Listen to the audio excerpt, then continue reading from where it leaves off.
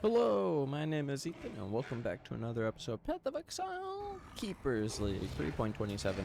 In this episode, I'm going to be, well, first, let's start with some dolls to show off how zooming mechanics we already got the big game, and then I'm going to go through a bunch of stuff, specifically some build upgrades, updates for the minions, make the build block zooming and easier to survive while you're on already get into it. Capitalizers, Cap, Chaos Rose Cap, LOM with the 38 elements, and the move speed goes up to 108. And we're already killing, with the Auto Flask. The Auto Flask is, these two are used on full, and these two are used adjacent because I couldn't get all used on full because it's expensive, because the Instillings and Glassblower's Baubles are expensive because you can't trade up the Blacksmith's Whetstones into the Glassblower's Baubles. And then I'm going to show you this, so we'll go to an inhospitable camp. It might not be an inhospitable camp, so Delp's kind of broken, but that's a side thing.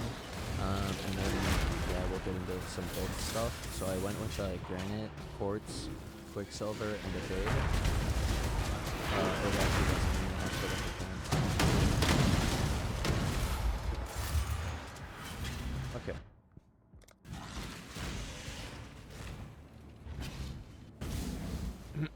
Okay, so now, the Granite, I got duration and extra evasion. You don't have to get the exact, it's just, that's what I have. And then reduced charges and increased armor. This is pretty nice, the increased armor. I wanted this more, but it, like, which one you get it on is just, I kind of got lucky, right? And then, this one's just increased duration. The other mod doesn't matter. It's, like I say, it's just what I hit with alterations and augments. So your luck will vary. And then increase duration. So you can tell I like duration. I went it on most of them. I would have won duration here, but I didn't get it. I got reduced charges and I kept it. So I just want the charges to be more effective.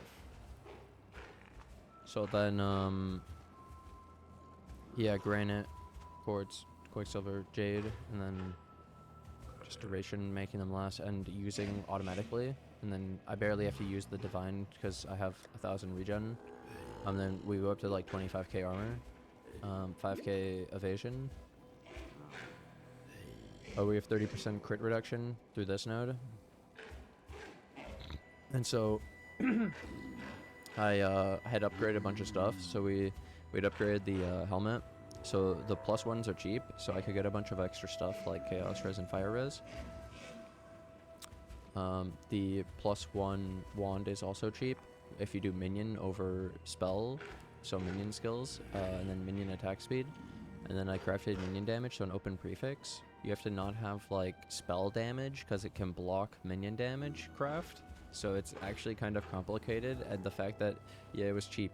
That's why I was like, oh wow, this is the same price that I get extra minion damage craft, because I know this stuff. This one already had the minion damage. It has 85, and so I crafted mana. But then you could see there's this thing, minions are aggressive. So I had a wand. Let me go down the... I had a wand, +1 minion attack speed, crafted minion damage, same thing as the other one with the, yeah, so except less attack speed. And then the point was +1 versus aggressive. I went aggressive, and then we don't need Feeding Frenzy in the link, so I get to run minion damage, and I run Feeding Frenzy on my Stone Golem. But yeah, that so that one's sick. I like it. I highly recommend. All my minions are aggressive. And then with the Jewel, I bought an 8 passive and minion damage, and then I crafted it with Reforged Life and Harvest, so it cost 25C for the base, and then I took another like 20C in Reforges of this red essence, and then the purple, whatever, and then yeah, I got lucky and I hit the triple, so your results may vary, and I might recommend just buying it if it's like 45C for the 3 mod, Call to Slaughter, Feasting Fiends, Renewal on an 8 passive. Be careful about the 8 passive. And then I could technically exalt it, but yeah, exalts were like 7C. They were kind of expensive. And then, so I took only the Feasting Fiends and the Renewal, and then 2 mediums, and it's Dread March Renewal. I bought these for like 6C, 8C, I did not craft them because they were cheap, and I also got to do instant bio, which was really nice, and then life, move speed, leech, and fizz damage. You don't really need the fizz damage isn't necessary, or the leech. You could just take the leech mastery, the move speed, but like these are nice. They are useful stats that help our minions and are very nice. So then I also went armor, life, leech, chaos res, blind. So it's a 5 mod, and they're all decent mods, and it's also blind. So that's really sick, and it was cheap. And then the armor's nice too, since we're armor scaling with the skin of the loyal and the determination and the granite and the increased armor here. So then extra flat. Some extra sources of armor. I had some on the jewel here too, 177. And then I have like 416, 449, 441, and then the 100% global defense chest. That's how we're getting the 25k. We actually only have the 14k without the flask, but it's still quite a lot. And then it's pretty good fizz damage reduction, especially when we don't have the chaos golem for the physical damage reduction. We have him for chaos resistance now. Where, yeah, I've been thinking about this. Don't worry, I am thinking about it. What the fuck? This is Freshia, dude. This is Freshia happen. No, dude. Why did I fuck it? Okay, so then finally, so that's just that, and then the link is zombie slamming. So I did get the zombie slamming right, and then he's 2020 now. I put the quality on him when I did lab. In the last lab I had 2, and it was 2 choices of quality, and I got all the way up to like 17% or 19% or something. So I just finished it off with some GCP. And then, yeah, I get an extra zombie, so we're at 9. And then if I get one more level 25, then I get another zombie, I'd be at 10. And then the Spectre could also be an extra one if you get it to 25. Pretty close on that. We gave up 1 global level through the wand, and the Spectre would kind of have to be like a 21 on top of it, because we have the extra +1 through the chest. So yeah, zombie slamming, ruthless, multi-strike, withering touch, void manip, and minion damage. Could also run melee fizz damage. I showed already that I was running it, but then you have the less attack speed. There's a few other options, I'm pretty sure, for the different colors.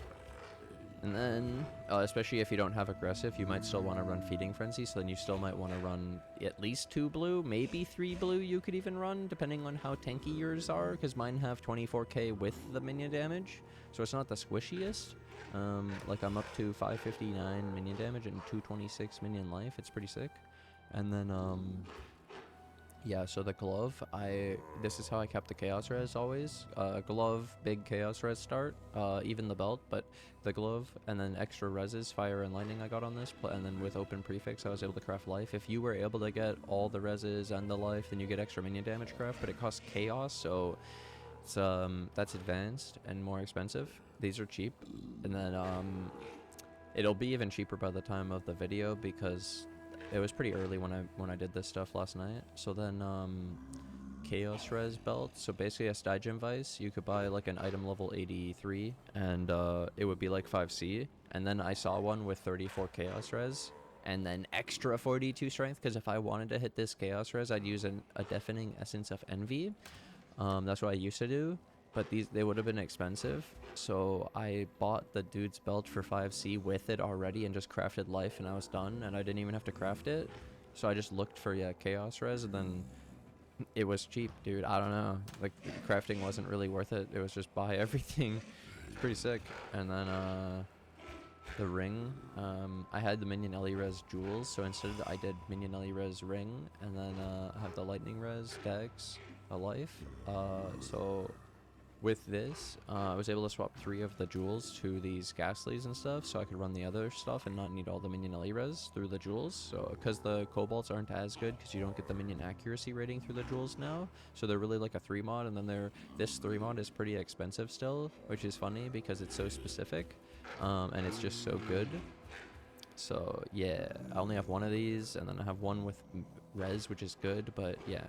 And then now I run ghastlies, and I don't even run as many jewel slots because it takes points, and I don't have all the best jewels to put in them. It costs currency. Now I have more currency, but you know. Anyways, so then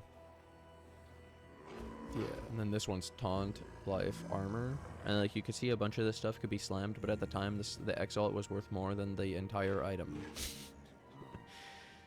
So yeah, then the ring was just reses, like I said, the dex I'm up to 127, and it's because of things like the Withering Touch wanting to level up, and then we have the phase run now, which we could even go higher than this dex amount, but I'd rather do something else. I hate attributes, but it is what we're dealing with them for now, and like look at my crazy high attributes, holy dude.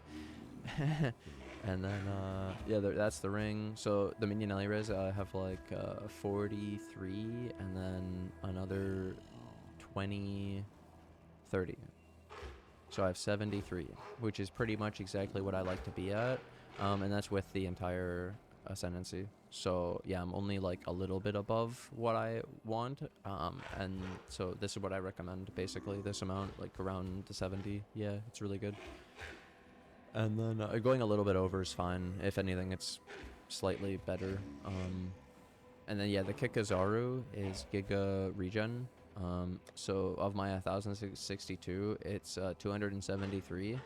It's a lot because it's 3 per level, and I'm level 91. And then a reduced effective curse on you, and then I have mana regen, and then all attributes and lightning. It's a lot of stats in a ring. When you realize, like when I had my rare stuff and trying to compare against this, it's like, wow, this is really good actually.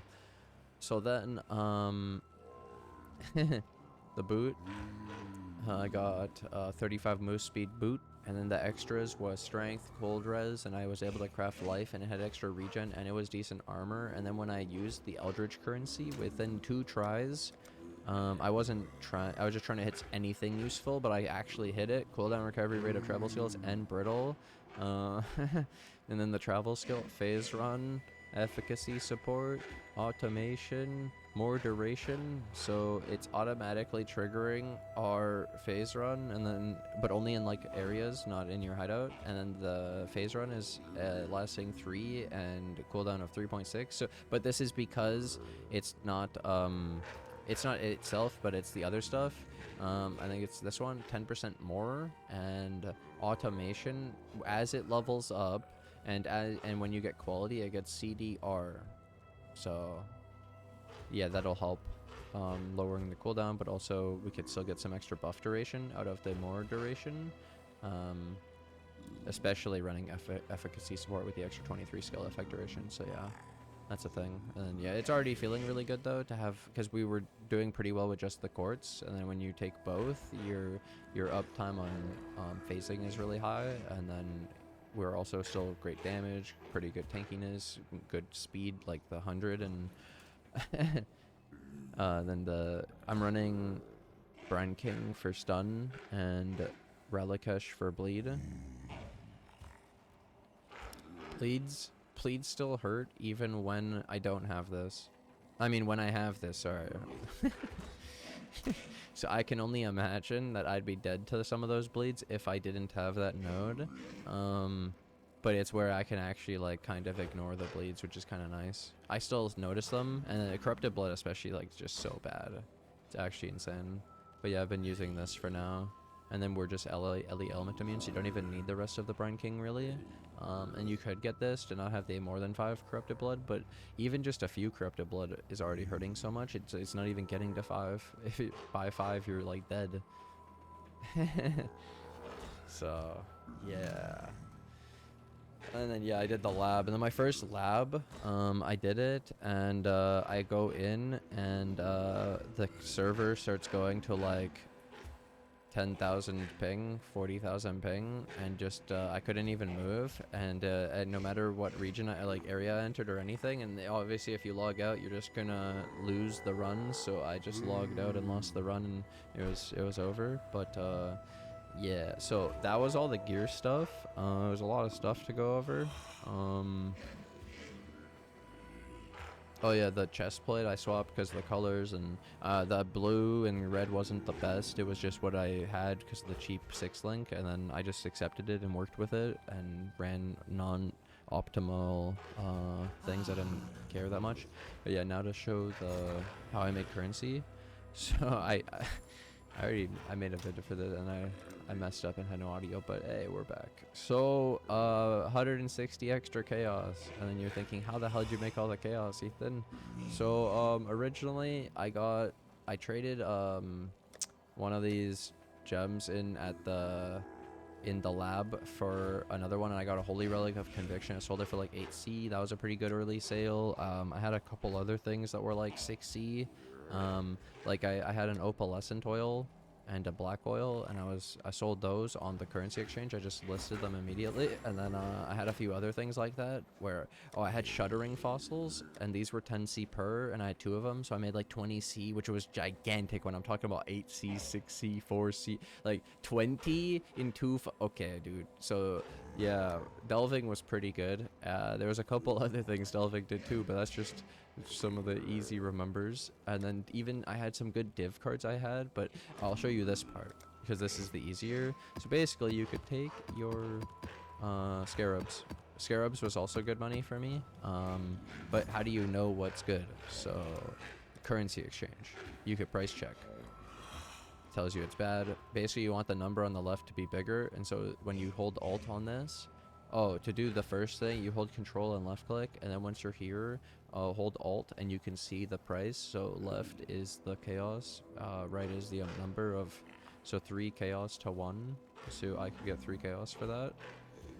So you want the number on the left to be bigger than 1, and pretty much as big as possible. That was 1.5, and then that's like the instant price, but the real price is down here.